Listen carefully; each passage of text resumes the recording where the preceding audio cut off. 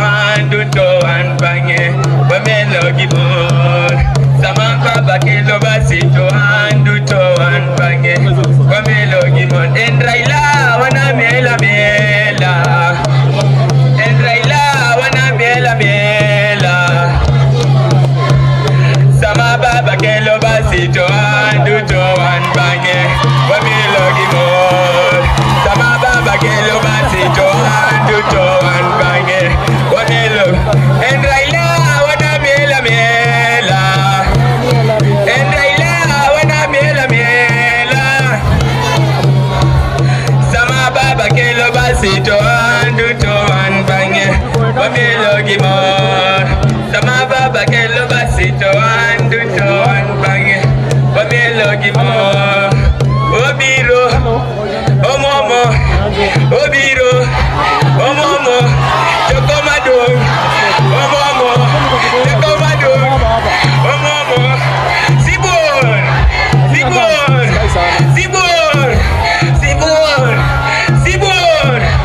obiro omomo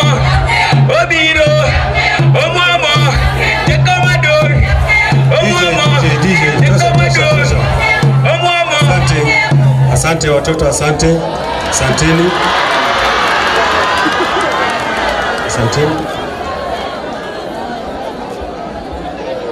Haya.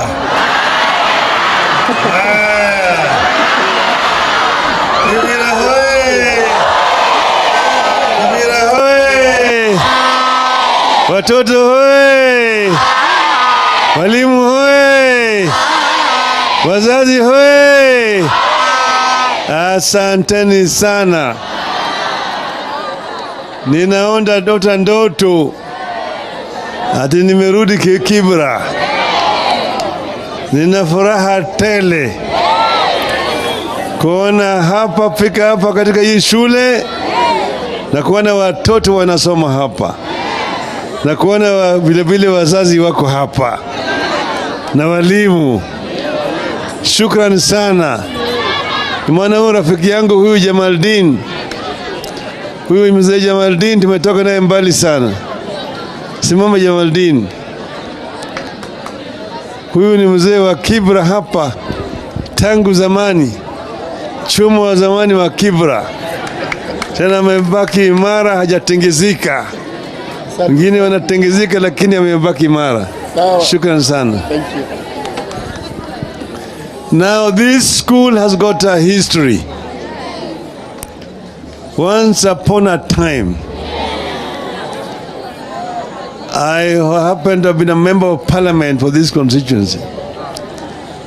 In one of my regular tours around, I found a school on the other side of the railway line.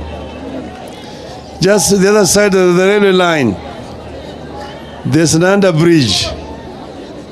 And the children were learning there. That's where this school was. And it was raining. It was raining on the children. That's when we decided that we should look for another place for these children.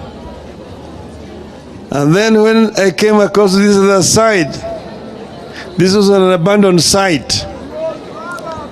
They had started a project here for the disabled people, which had not been completed. So it became a dumping ground. People were dumping rubbish here. And I decided to take over this project. When I took over the project, I brought in an architect, the late Mr. Herman. We looked at the structure there. We said that structure was completely unsalvageable. So that the structure would have to be demolished. Then that same Mr. Herman did a design of that structure you see out here. After he did that structure, that design, those days there was no CDF. I decided just with my other friends to look for money to construct that building. And that is how eventually we transferred the children from the other side, where it was raining on them, and brought them this other side here. At the beginning of this school. Then they later on decided to christen it Raila Education Center. My daughter Rosemary, who was here, who has just left, has been very, very instrumental in working to ensure that this school actually is constructed. Her and Mr. Keta. Where's Mr. Keta? I'm told Keta's already gone. Keta and Rosemary, the twin, are the ones who are working here in this school because I was myself a member of parliament. But then thereafter, we got some other friends from outside the country who also made contributions to enable us to put these other structures up there. And then eventually this other one here. So we managed to get this school to where it is today. My dream was to develop here a center of excellence. And I still have that dream to ensure that this school becomes a center of excellence in the city.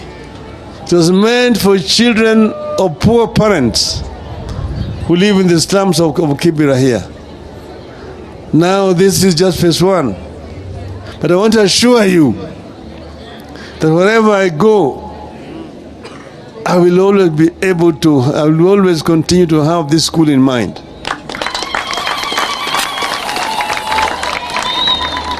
In future, we may acquire lands elsewhere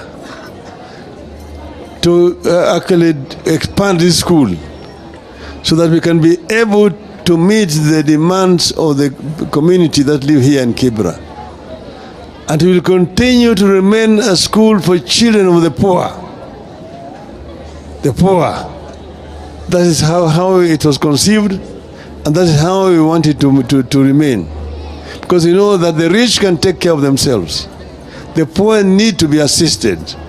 And this we will continue to do. Sasa mimi nafurahi sana mwalimu headmaster. Since we brought him to this school here. Kakuja karibu. Amejaribu sana.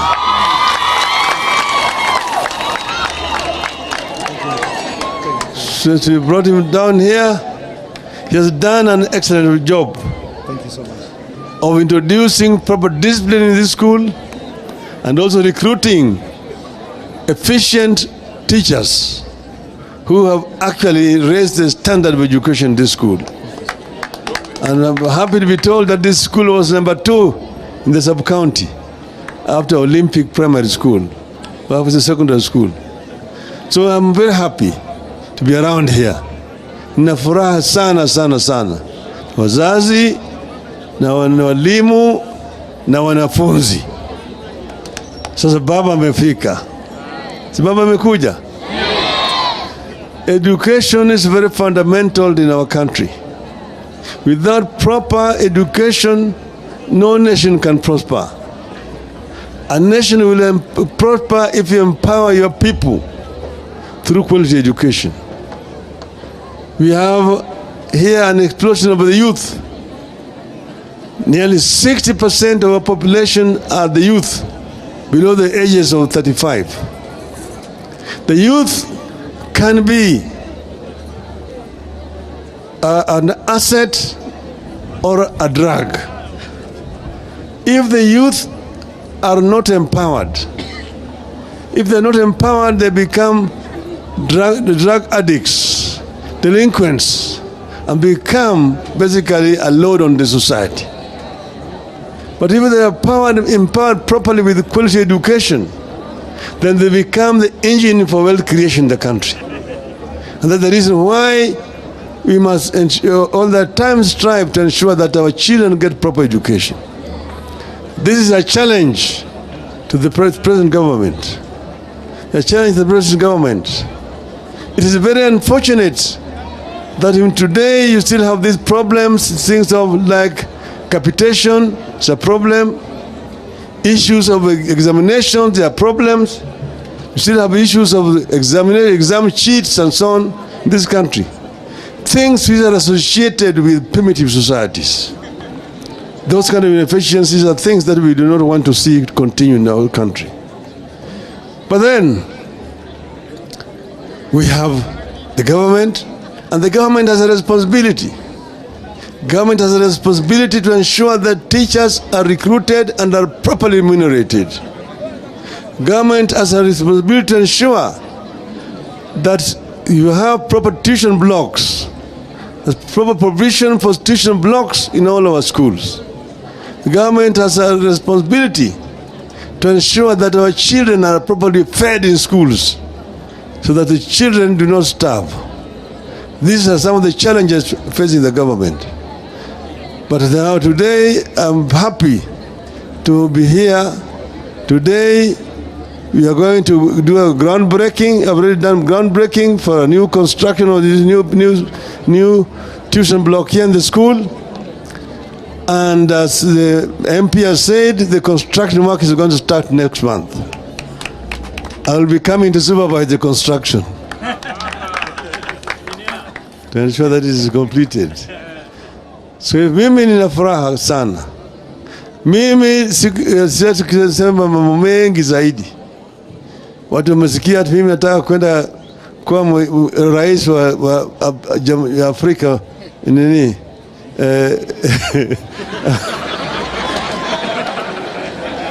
Jumuiya ya Afrika.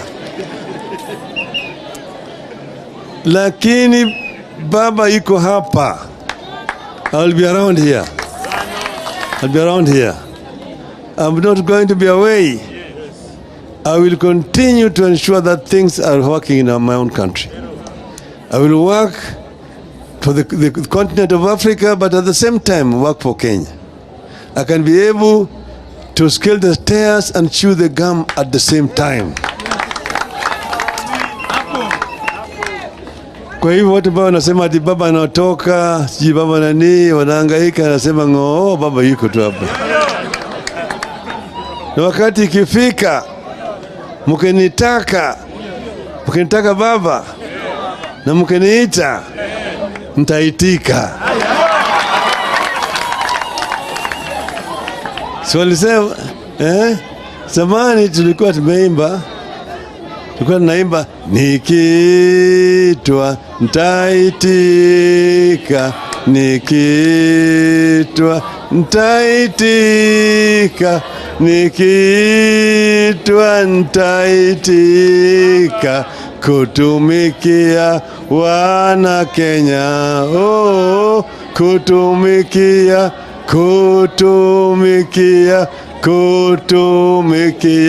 wana Kenya, oh, kutumikia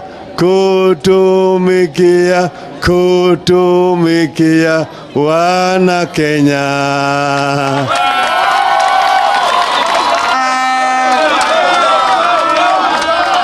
Vijana hoi, Kibira hoi.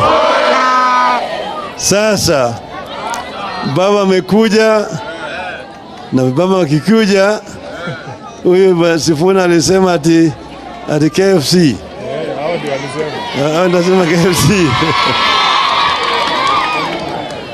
Sasa nataka mwalimu aje hapa wa primary na wa secondary.